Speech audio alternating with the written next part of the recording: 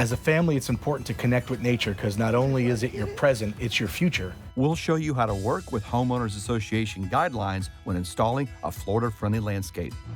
Mulch is here. We drop in over 400 plants and trees. I'm glad I'm not installing those. We learn important tips on fertilizing appropriately. Make sure, number one, that you're going to measure the area first. That's where we start. We test a compost system that tumbles. Just put your brown and green stuff on one side. You're going to be turning it every 2 or 3 days. Even little Mr. Henry could turn this Easily. Then it's a fireplace anyone can build. The kit comes already pre-cut, ready to go.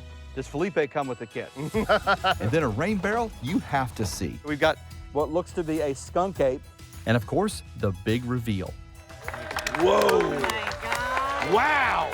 See a different world. We're going to be spending a lot more time outdoors. All this and more on Flip My Florida Yard.